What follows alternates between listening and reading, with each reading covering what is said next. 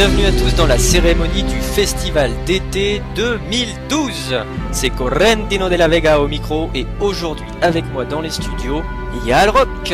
Salut tout le monde, comment ça va? Salut Yal. Oh ça va en cette période estivale, bon fin de période estivale quand même, parce que là, puis on passe sur le festival suivant. Ouais. Bon, et toi, ça va? Bah oui, écoute, il fait beau aujourd'hui en tout cas. Bon, malheureusement je suis dans le studio donc on voit pas trop le soleil. Mais bon. Oui, effectivement. Par contre, il y en a un qui doit bien se faire plaisir et voir le soleil, c'est Alut, parce qu'aujourd'hui il nous fait des infidélités. Voilà, à mon avis il est encore sous les sunlight. Bah oui, enfin c'est ce qu'il avait dit, hein. De toute façon il serait pas libre parce que il allait en vacances au Brésil. Voilà, ouais, c'est ça, je pense qu'il prépare déjà ses Jeux Olympiques. Bon, après, ceci, comme il dirait, regarde pas. Néanmoins, pour démarrer, je pense qu'on va un petit peu vous rappeler la liste des jurys qui ont délibéré cette saison sur le sort des films en compétition. Alors, donc cette saison, nous avions Sammy House, Cinecita, La Vive 42 et toi, Yal Rock, qui va donc pouvoir aujourd'hui nous expliquer les choix du jury. Et pour commencer, eh bien, nous allons rappeler les différents films qui ont été en compétition. Exact. Alors, nous avons 8 petits gags, été 2012, de Code 52. Nous avons également Dans la peau de Gilgo, réalisé par Frédéric. Nous avons Benicio de Vincent C. Libre arbitre de Wabi. Alors, nous avons Rédemption de Until Dream Studio. What a very good accent. Aïe, ouais, je suis pas sûr. Hein. Et nous avons Invasion, réalisé par Mick Eville. Exact. Alors c'est vrai qu'à l'issue du verdict du premier tour de cette saison, 4 films sur les 6 présentés sont encore en compétition aujourd'hui pour maintenant essayer de décrocher les fameuses récompenses qu'offre notre festival. Donc, les 2 réalisations non sélectionnées pour donc 9 des 10 trophées qu'il reste sont Rédemption donc de Until Dream Studio et Invasion de Mick Eville. Donc peut-être Yal un petit mot pour éventuellement resituer ces films et peut-être nous confier pourquoi ces réalisations ne font pas partie de la sélection finale cette saison. Alors nous avons Rédemption, donc c'est Danny qui un jour donc tue un homme de sang-froid lors d'une bagarre dans un bar. Et il est condamné à 30 ans de prison, dans laquelle il fait connaissance d'un psychiatre qui lui conseille d'écrire. Et du coup, Danny se lance dans cette écriture pour suivre le chemin de la rédemption. Voilà. Okay, donc c'est un petit film, de 3 minutes. Oui. À peu près, qui est surtout musical en fait, qui n'a pas de paroles. Voilà. Il n'y a pas non plus de sous-titrage en forme de dialogue. Pas de sous-titrage, pas de parole, donc effectivement on pourrait entre guillemets comparer ça peut-être à un clip, c'est-à-dire la musique et simplement l'image. Bon, quoique il y a normalement peut-être des paroles même dans les chansons. Qu'est-ce qui a fait que ce film n'a pas été sélectionné pour ce festival? Alors c'est vrai que déjà il y a des gros films en compétition cette fois-ci. C'est vrai que c'est un court-métrage, enfin c'est un clip, 3 minutes, c'est très court. Sans aucun dialogue, et il y a tout le style de réalisation d'un débutant quelque part, qui a les décors et les costumes de base, mais il y a aussi, ça nous a vraiment rappelé les films qu'on faisait au début. C'est un petit peu ce qui se fait, ce que l'on fait un peu tous généralement en démarrant. Généralement on fait tous un petit western, on fait tous un petit ce genre de petits films clips, etc. Donc c'est vrai que on peut appeler ça une entrée en matière finalement. Ce film c'est peut-être aussi une façon pour le réalisateur de dire voilà ce que je fais aujourd'hui et qu'est-ce que vous en pensez et comment je peux améliorer ça. À la limite c'est plutôt dans cet esprit là que ça a peut-être été posté ce film. C'est possible, il faudrait lui demander, mais voilà, donc en fait il y a dans aucune des catégories il n'a réussi véritablement à surpasser les autres, à se démarquer plus que les autres. Ouais, voilà. Néanmoins, il y a peut-être des petits points positifs pour cette réalisation. Le point positif que je pourrais relever, c'est qu'il n'y a aucune grosse erreur. C'est vrai que dans les films des débutants, on a souvent tout et n'importe quoi. Enfin, c'est souvent. Oui, généralement peut-être un peu de raccourcis, ce genre de choses. Ouais, ou même des erreurs de raccord au niveau du montage, même la réalisation. Là, aucune grande erreur flagrante. Enfin voilà, ça reste correct. Très bien. On passe maintenant à la deuxième réalisation qui n'a pas été sélectionnée pour les 9 autres, donc les 9 catégories de prix hors le prix du public. Il s'agit donc d'Invasion de Mickeyville. Ouais. Donc pareil, est-ce que tu peux nous resituer un petit peu le pitch, un peu l'histoire? Ok, donc en fait ça se passe dans une ville qui s'appelle Viewpoint, dans laquelle il y a deux journalistes, donc l'un un peu en chute libre et l'autre qui est une star un peu montante. Ces deux journalistes doivent faire équipe en fait pour couvrir une affaire de martiens. Simplement, il va y avoir peut-être quelques rebondissements. Disons que tout va pas se passer comme prévu. Voilà, comme dans le synopsis. Okay.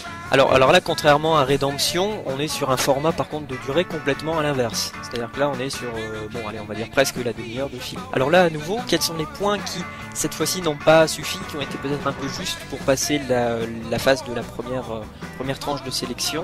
Et puis, quels points positifs on peut quand même garder de cette réalisation? Donc ce que les jurés ont relevé tous ensemble, c'était un format un peu bateau. Je parle pas de la durée, je parle du genre même plutôt. C'est-à-dire que le film se veut une parodie, mais au début, c'est vrai qu'on a l'impression d'être dans un truc plutôt sérieux. Et à un moment donné, en effet, ça devient un petit peu plus rigolo entre guillemets. Et donc, on est entre le sérieux et le comique, mais mal géré. Mal géré, c'est-à-dire qu'il aurait peut-être fallu être plus tranchant, c'est-à-dire choisir un style beaucoup plus parodique ou plus satirique sur le genre peut-être, que de faire cet entre-deux en essayant de faire une sorte d'histoire et de réalisation sérieuse avec quelques passages peut-être plus farfelus, voilà, sur le côté de complètement de l'ironie, de la comédie, etc. Il aurait peut-être fallu être plus tranché. Après moi néanmoins ce que j'ai aimé dans ce film c'est justement ça. Alors c'est vrai que c'est dommage que ce soit pas encore un peu plus poussé le côté satirique parodique, mais c'est ça que j'ai aimé aussi dans le film, c'est que finalement on a une impression d'avoir quelque chose d'absolument pas sérieux quoi. C'est-à-dire que finalement c'est un petit peu de grosses ficelles qui sont utilisées dans ce film et justement la façon dont c'est tourné je trouve ça assez frais. Oui, enfin frais c'est pas le mot que j'emploierais, mais en tout cas j'ai trouvé que c'était foufou mais dans le bon sens du terme quand même. C'est vrai que c'était bien réalisé finalement. Il y a quand même là encore une fois il n'y a pas de grosse erreur de réalisation ou quoi que ce soit, mais c'est peut-être aussi l'histoire, le scénario qui était peut-être pas assez profond quoi. Pas assez profond et finalement ça fait un bon film pour les jeunes de 15 ans. Je veux dire, j'en ai vu à l'époque quand j'avais une quinzaine d'années, j'ai vu des films un peu farfelus comme ça qui étaient rigolos, sympathiques. Bon, donc finalement ça reste quand même encourageant et il y a pas mal de choses, de points positifs sur ces deux réalisations. Bah oui, surtout que pour celui-ci, donc faire un film de pratiquement 40 minutes, il faut résister quoi. C'est vraiment ouais. Non mais il a tenu, comme il y a quand même des bons dialogues, il y a quand même les personnages principaux qui ils évoluent pas forcément, mais je veux dire qui ont pas mal de dialogues, etc. Enfin, il a quand même réussi. C'est servi par des doublages, assez corrects. Bon, voilà, c'est pas un film vraiment d'entrée, quoi. C'est déjà un film. Allez, on sent qu'il y a une recherche quand même de bien faire et de faire les choses assez correctement. Et après, c'est vrai que 40 minutes, c'est un peu dommage quand même. Autant faire un scénario un peu plus condensé et efficace, quoi, en fait. Alors, sans plus attendre, nous allons rentrer vraiment là dans le sujet. Et dévoilons maintenant quel est le vainqueur de la première catégorie.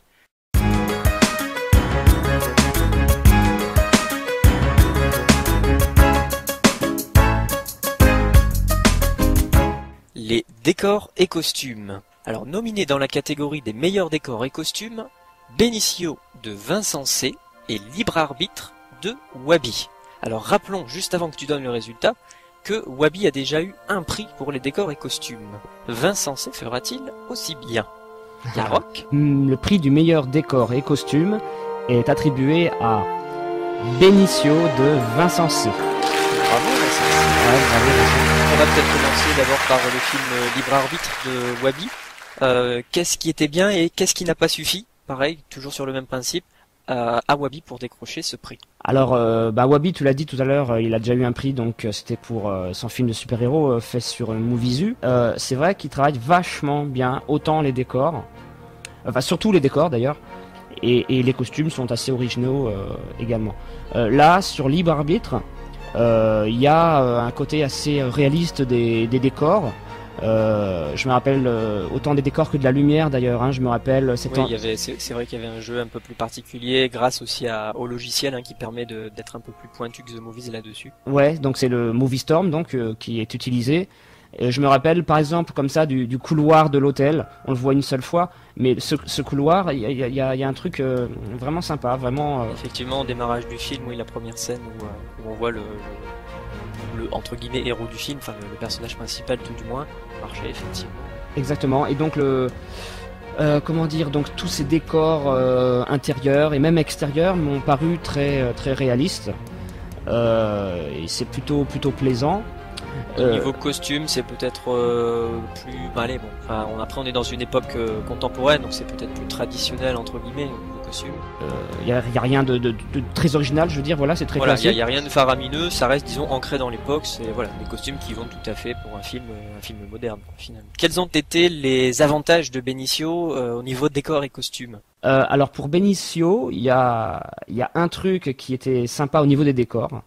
C'est que avec l'utilisation des effets spéciaux, c'est-à-dire des incrustations, il a réussi à faire un assemblage comme ça de décors pour essayer de s'extirper du monde de The Movies et changer un petit peu ce qu'on a l'habitude de voir aussi. Très bien, alors cela nous amène maintenant à la deuxième récompense, qui est la récompense de la meilleure mise en scène.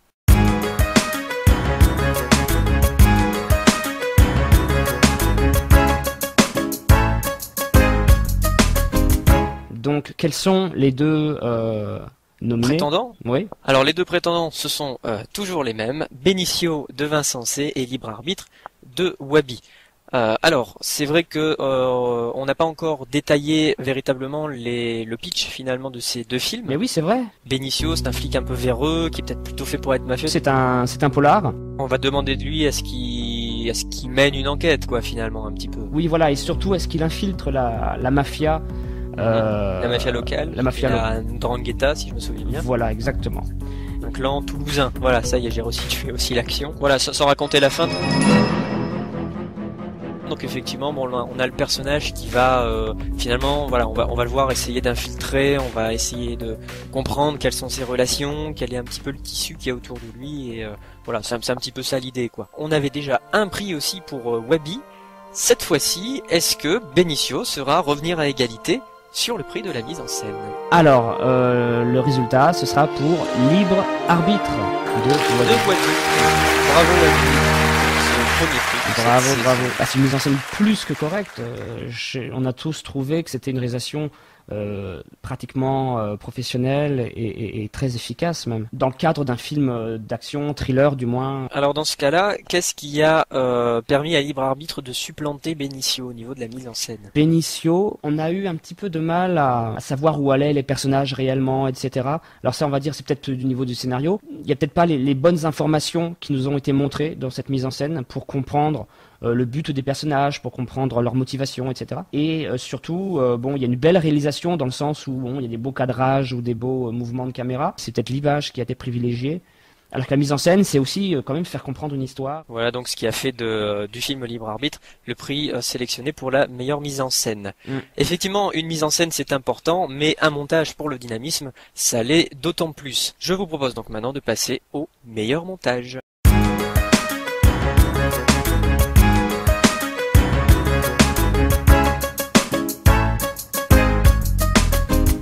On retrouve encore notre duo de tête, à savoir Benicio de Vincent C. et Libre Arbitre de Wabi.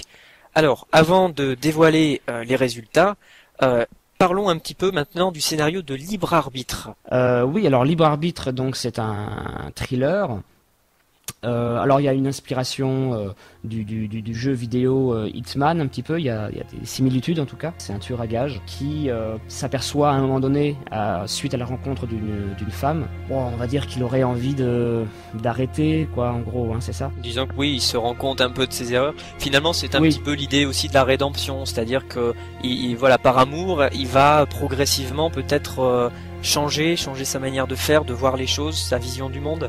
Donc c'est peut-être là où effectivement on a ce tueur à gages froid au début du film qui progressivement va évoluer, c'est ça d'ailleurs qui est assez intéressant, va évoluer vers peut-être un chemin de rédemption, etc. Alors le tout est fait sur fond un peu particulier, est-ce que tu peux nous en parler de ça rapidement? Oui, voilà, sachant que tous ces personnages sont manipulés forcément par des forces supérieures qu'on appelle le bien et le mal, plus communément les dieux, quoi. Et là principalement des déesses. Et, oui. En l'occurrence, c'est peut-être, bon, on y reviendra plus tard, c'est peut-être l'originalité de ce scénario, c'est-à-dire que bon, on a à la base quelque chose d'assez simple, hein, le tueur à gages qui va progressivement changer. Et simplement, là où on a peut-être une vision différente, c'est sur le fait que finalement, on est un petit peu tous régis par notre conscience, c'est-à-dire là le bien, le mal, et que voilà, que finalement c'est cette conscience de bien et de mal qui va nous faire évoluer. Maintenant, nous allons passer au résultat du meilleur montage, à savoir que là, nous avons un leader en la matière, puisque Vincent C a déjà remporté 2 prix dans la catégorie. 2 déjà ? Oui, déjà 2. Exact, donc c'est vrai qu'il est très balèze au niveau montage et au niveau image également. Donc là, je vais te donner le résultat. Allez, c'est parti. Le résultat pour meilleur montage, ce sera donc, justement, ce sera Benicio de Vincent C. Félicitations Vincent C, 3e victoire déjà dans le prix du meilleur montage. Pour un récent réalisateur en plus, ouais. Pour un récent réalisateur, effectivement, puisque Bravo. Vincent a rejoint, assez récemment la communauté. Alors les deux films sont assez similaires. Il a fallu les départager sur certains points. C'est vrai qu'au niveau du montage, ils sont franchement ils sont au même niveau. Ce qui est intéressant au niveau de Benicio, du coup, ça va être les effets spéciaux. Voilà, tout ce qui est post-production, dont l'image, le traitement d'image qui est très simple. Mais après surtout, donc on en revient à ce que je disais tout à l'heure au niveau des décors, c'est-à-dire il y a toutes ces incrustations, il y a des choses très très belles, très intéressantes, novatrices, originales pour The Movies. En particulier, on disait tout à l'heure la scène de la voiture là. Il y a également un travail sur les lumières, donc autre que le traitement de l'image, il y a un petit travail supplémentaire sur les lumières, etc. Enfin voilà, donc meilleur montage, encore une fois pour Vincent C. C'est bien d'avoir les images, mais on a aussi besoin d'un petit peu de son. Nous allons donc passer maintenant à la catégorie meilleure bande sonore. Alors, à nouveau, Benicio et Libre Arbitre qui reviennent pour le prix de la meilleure bande sonore.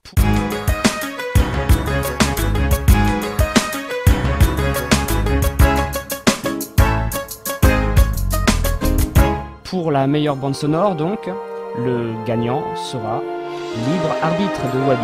Félicitations à Wabi. Meilleure bande sonore. Libre Arbitre en bande sonore, c'était plutôt comment? Pas mal travaillé, comme il a su le faire d'ailleurs sur ses autres films, hein, et en particulier Movies Human. Il y a quelque chose de très réaliste, il y a des petits détails qui ont été rajoutés, et puis bien sûr aussi l'enregistrement vocal qui était très professionnel, enfin je veux dire limpide quoi, hein, je parle bien du son. Effectivement, c'est peut-être ça qui a fait aussi la différence, me semble-t-il, il a fait appel à des doubleurs externes, donc on n'a pas l'habitude d'entendre déjà, et qu'il a enregistré peut-être de manière plus professionnelle entre guillemets que ce qu'on a pour habitude de faire sur le site. Et Benicio, alors peut-être qu'est-ce qui lui a manqué? Alors un peu comme pour le montage, hein, les deux films étaient presque au même niveau. Ceci dit, Benicio, il manquait deux, trois choses à certains moments. Enfin, disons que Benicio souffrait peut-être d'un manque de constance au niveau des doublages, peut-être. Ah, il y a ça. Après, ah oui, oui, voilà. oui. Dans ce qui a été peut-être cité sur le forum ou peut-être de ce qui découle de votre analyse de jury aussi. Oui. Après en son, il me semble qu'il avait utilisé des musiques d'un groupe sur Jamendo aussi, bon pour habiller. Oui, après le fond. Les musiques hein, pour les deux films sont ah oui. Pour Libre Arbitre, c'est toi qui as fait la musique. Oui. Voilà. En l'occurrence, ouais, c'est vrai. Tu n'osais pas en parler, mais c'est vrai que voilà, Libre Arbitre, la musique était aussi très très vraiment excellente. Mais sur Benicio, c'était vraiment bien aussi. Enfin, Franchement, chapeau pour le choix. Pareil, c'est vrai qu'ils étaient assez au coude à coude, hein, parce que bon, même au niveau des bruitages, des ambiances sonores, les deux films, enfin voilà, les deux réalisateurs ont fait quand même pas mal d'efforts. Donc c'est vrai que c'était pour cette catégorie, je trouve, voilà, deux très bons films et je trouve qu'ils ont tout à fait leur place ici. Ça a été assez dur de les départager, mais Libre Arbitre, on l'a trouvé vraiment plus efficace à ce niveau-là quand même. Il manquait deux, trois petites choses pour Benicio. Nous avons des images, nous avons des décors, nous avons du son, mais on n'a pas encore d'histoire. Je te propose donc de passer à la catégorie suivante, la catégorie du meilleur scénario.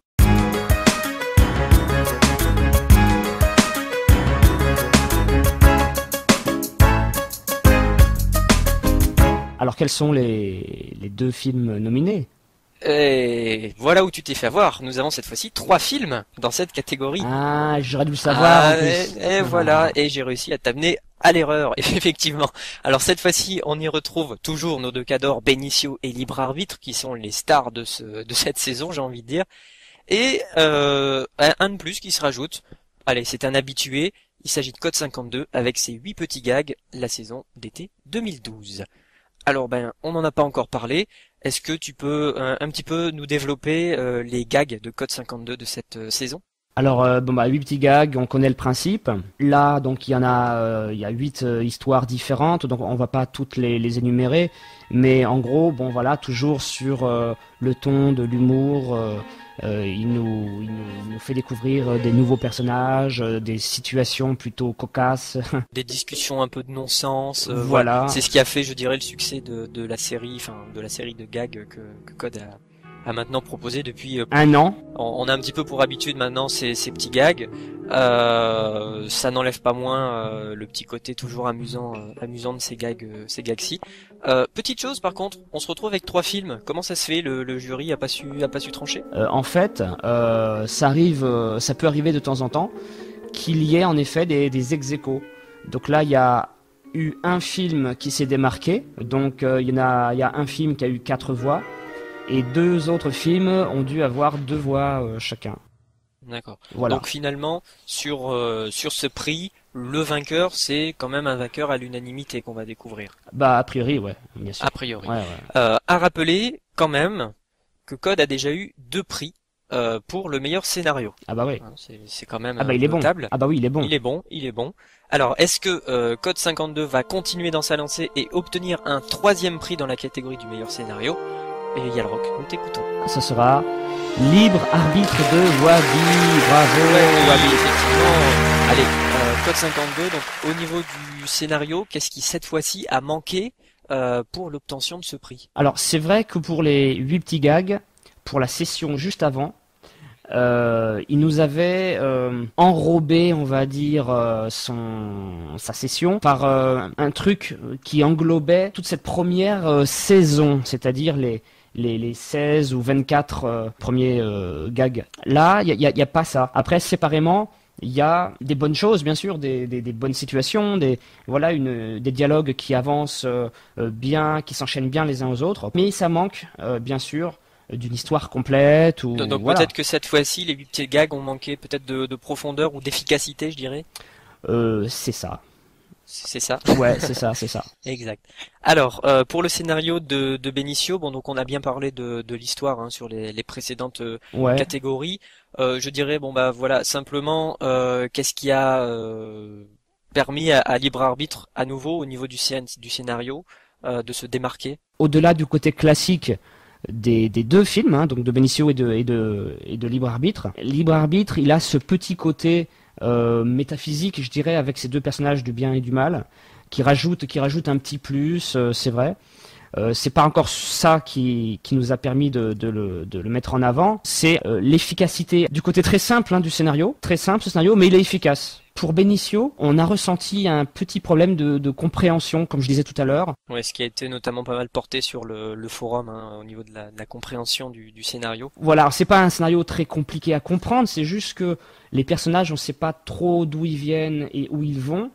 on connaît pas trop leur but ou leur motivation. Il y a certains personnages, on sait pas trop ce qu'ils font là parfois. Voilà. Il manquait peut-être un peu de détails, mais après, il me semble que Vincent C avait lui-même expliqué sur son topic de film que effectivement c'était encore un point qu'il avait à travailler et je pense qu'il doit prendre du plaisir à essayer de rendre les choses plus faciles d'accès. Voilà, c'est l'intérêt d'un film, c'est quand même même si c'est très simple, il suffit juste d'être efficace et d'aller droit au but, quoi. Puis il y a des petites choses auxquelles on a du mal à croire, par exemple cette petite histoire romantique entre le personnage principal et la fille.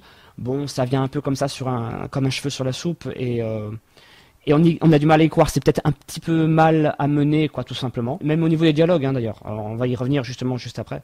Maintenant, nous avons un scénario qui va être porté par un rôle original. Voici la catégorie du meilleur rôle original.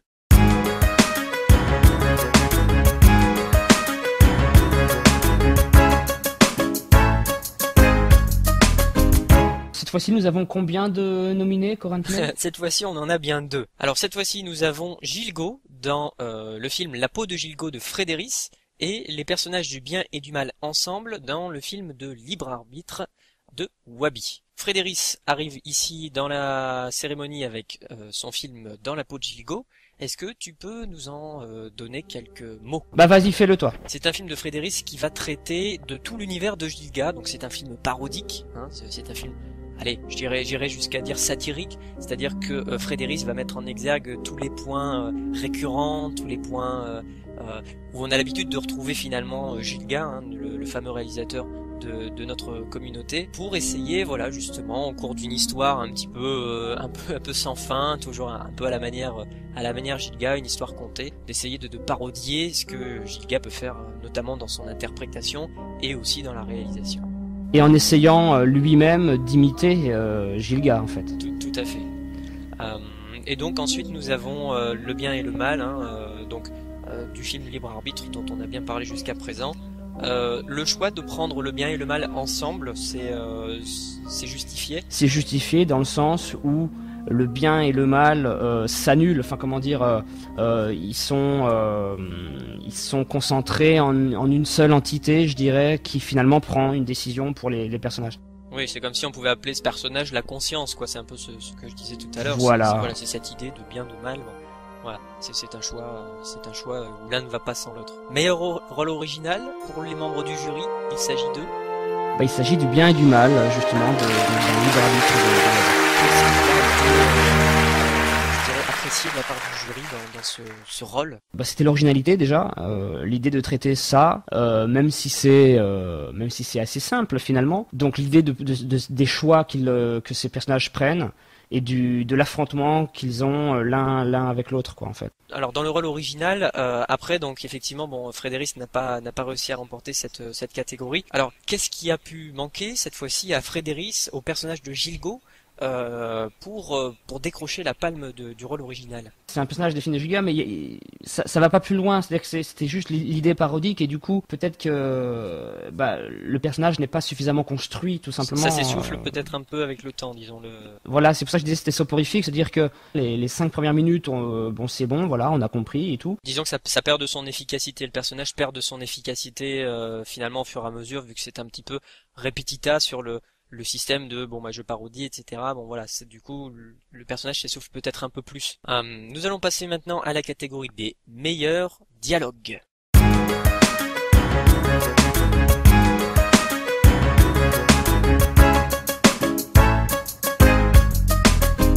Nous avons 3 sélectionnés, puisque nous avons les meilleurs dialogues pour le film éventuellement de Frédéris dans La peau de Gilgo, à nouveau les 8 petits gags de Code 52, et enfin Libre Arbitre, le film de Wabi. Alors là, je vais repartir dans tous mes calculs en mode maître Capello, à savoir que Code 52 pour cette catégorie des meilleurs dialogues a déjà remporté 5 prix. Frédéris a lui remporté 2 prix et Wabi peut-être fera son entrée cette fois-ci, qui sait. Peut-être. Alors le résultat. Donc le résultat, tu veux, t'es sûr? Allez, c'est parti. Trop de suspense sur le suspense. C'est vrai. Bon, il n'y aura pas trop de suspense puisque ce sera 8 petits gags été 2012 et de Code 52. Félicitations à Code 52 pour ce prix, 6e prix Code 52. waouh, c'est déjà un beau palmarès hein, pour cette catégorie. Et la plupart des autres prix qu'il a eu, c'était d'ailleurs pour 8 petits gags. À chaque fois, c'était les dialogues. Parlons donc justement des dialogues des 8 petits gags. Qu'est-ce qui a finalement encore réussi à plaire au jury? Bah, la maîtrise et l'efficacité, comme sur les autres petits gags. Il y a toujours de l'originalité, il y a toujours de la folie, il y a toujours... Qu'est-ce qui fait que Frédéric, cette fois-ci, qui a déjà pourtant remporté des prix dans cette catégorie, n'a pas réussi à être aussi... peut-être aussi fort que Code 52. Alors, ça rejoint un petit peu ce que je disais tout à l'heure, c'est-à-dire qu'il y a ce petit côté soporifique. Ceci dit, c'était recherché, c'était voulu, mais malgré le fait que lui aussi, il arrive bien à trouver les mots, contrairement à moi. Ça avait peut-être moins d'impact, moins de voilà peut-être. Bah moins d'impact parce que à vouloir faire soporifique, ça a fini par fonctionner. Bah voilà, c'est ça le truc. C'est ça qui est un petit peu dommage. Et libre arbitre, bon bah c'est toujours pas pour cette fois-ci pour Wabi pour le prix des meilleurs dialogues. Alors bah non et donc libre arbitre, c'était vachement bien écrit quand même. Enfin je veux dire il y avait quand même surtout par rapport au bien et au mal encore une fois. Il y avait voilà un bon vocabulaire, c'était bien écrit et en plus d'être bien joué. Donc ça rajoute. Les dialogues étaient vraiment bien, mais c'est vrai que 8 petits gags, je sais pas, on peut pas mettre un autre dans le sens où c'est voilà maîtrisé et efficace. Alors on en arrive maintenant sur les dernières catégories, hein, ça commence à se préciser.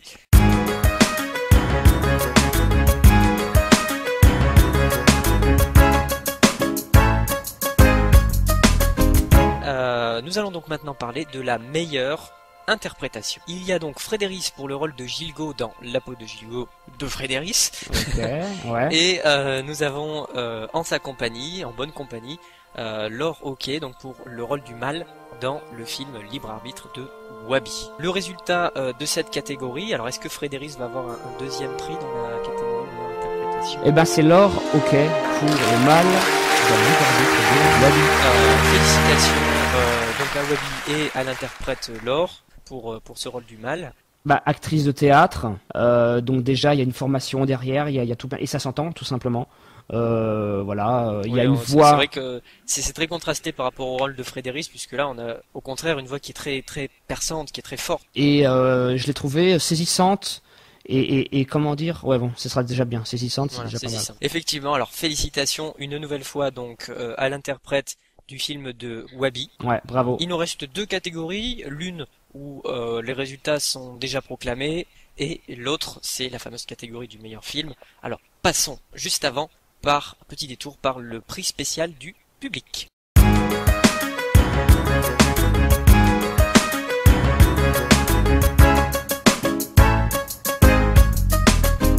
Donc là, cette fois-ci, nous avions bien les 6 films en compétition. Je dirais en 5e place ex aequo, on a le film de Frédéric et de Hunted Dream Studio, donc Rédemption et Dans la peau de Gilgo, qui ne remportent aucun suffrage. En 3e position ex aequo, on a Invasion de Mickeyville, les 8 petits gags de Code 52, qui ont reçu chacun 11% des voix. En 2e position, Benicio de Vincent C avec 37% des suffrages et premier titre du film préféré du public pour Wabi avec Libre Arbitre qui recueille 40% des suffrages.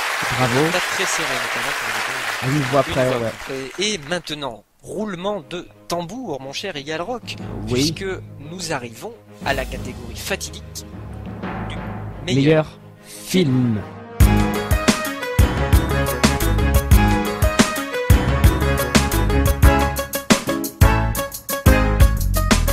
On y retrouve un petit peu nos 2 chevaux de course hein, qu'on a retrouvés sur toute la durée de cette cérémonie. Ouais. Benicio, donc le film toujours de Vincent C, ça n'a pas changé, et Libre Arbitre de Wabi. Un peu de suspense. C'est vrai que les 2 films, par leur qualité visuelle, entre autres, ressortent vraiment. Et ils se ressemblent, hein, d'ailleurs les 2 films sont assez similaires, comme je disais tout à l'heure. C'est un petit peu normal de les retrouver là. Et bizarrement, Wabi et Vincent C sont arrivés il y a quand même très peu de temps. Grand maximum 1 an et demi, je dirais, mais... À peu près. Disons voilà, qu'ils avaient déjà un univers peut-être déjà bien construit et effectivement les premiers films étaient déjà bien prenants à ce niveau-là. Et donc c'est plutôt encourageant pour tous ceux qui nous rejoignent d'ailleurs au fur et à mesure, hein, de voir que finalement on peut se retrouver nommé dans beaucoup de catégories, en remporter quelques-unes. Voilà, ça fait du bien aussi de temps à autre la reconnaissance et voir qu'on peut y arriver aussi rapidement, c'est plutôt encourageant, je trouve. Et même être nommé dans la catégorie meilleur film. Notamment nommé dans la catégorie meilleur film. Pour essayer de clore justement ce suspense intenable, parce que là on n'en peut plus. Je rappelle quand même que Wabi a déjà eu un prix pour la catégorie du meilleur film. C'était Movies Human. Est-ce qu'il arrivera à nouveau à convaincre le jury? Est-ce que Vincent C, cette fois-ci, a réussi à être, je dirais, sur le tout, meilleur que Wabi? Les résultats, tu veux? Après la pub, non. Les résultats tout de suite de la part de Yala. Le meilleur film pour cette fois-ci, le meilleur film pour cette fois-ci, ce sera Libre Arbitre de Wabi. Bravo. Wabi, ce second prix spécial. Ouais, bah ça fait toujours plaisir. Alors, allez, on en a déjà beaucoup parlé de ces deux films jusqu'à présent. C'est vrai. Pour finir, pourquoi le jury s'est finalement décidé en faveur de Libre Arbitre? Alors, comme je disais tout à l'heure, les deux films restent assez similaires. Ils sont pratiquement au même niveau. Ceci dit, on a bien vu par rapport aux autres catégories qu'il y en a un en particulier qui ressort un petit peu dans certaines catégories. Ce qui a fait défaut à Benicio, c'est le scénario, je pense. Pour un meilleur film, avoir un scénario comme ça un tout petit peu mal maîtrisé, quoi, finalement, ça le fait pas forcément. Pour Libre Arbitre, ça reste très classique, c'est un film très classique, même cette idée du bien et du mal, etc. Oui, ça a été traité. Voilà, c'est du déjà vu. Ceci dit, sur la maîtrise totale, ça a peut-être été voilà, à la faveur de Libre Arbitre. Ouais. Il y a une efficacité. Alors, on l'a déjà dit pour la mise en scène. Il y a l'interprétation, ça joue aussi beaucoup. Voilà, mais deux très bons films. Pas très longs, donc on passe un bon moment en 10 ou 15 minutes à peu près. C'est franchement, continuez comme ça, les gars, quoi. Ce qui a été l'avantage, oui, effectivement, sont des films qui restent divertissants. Alors, on arrive au terme de cette cérémonie. Comme d'habitude, effectivement, il faut passer par là. Les remerciements, bien entendu. Tout d'abord, merci à toi, Yalrock, pour la participation à cette émission. Merci à toi pour l'animation de cette émission. Merci à Lutte d'avoir pris des congés pour que j'anime cette émission. Ouais, franchement, là, il doit être au soleil. Ouais, non, alors, franchement, là, j'imagine avec les doigts de pied en éventail, exactement. C'est honteux. Pas mal qu'il y en a qui bossent comme ça. Et deux belles filles de chaque côté. Oui, certainement, le cocktail, etc. Ouais. Ah, oh là là. Quelle chance tu as à Lutte. Oui, il y en a encore des privilégiés, mais bon, voilà, hein, c'est ça d'être admin. On prend des libertés. Ouais. On prend des libertés. Voilà où on en arrive. Ah, le pouvoir. Merci aussi en tous les cas à Johnny Striker pour le montage vidéo. Voilà, est-ce qu'il y a autre chose à rajouter? Oui, bien sûr, comme d'habitude, on a besoin de vous, on a besoin de vos films pour garnir nos différents festivals. Voilà, et bien écoutez, je vous dis à tous, à très bientôt, très bonne continuation, prenez encore du plaisir, à bientôt Yann. Ok, bah ciao, à bientôt. Salut à tous. Ciao.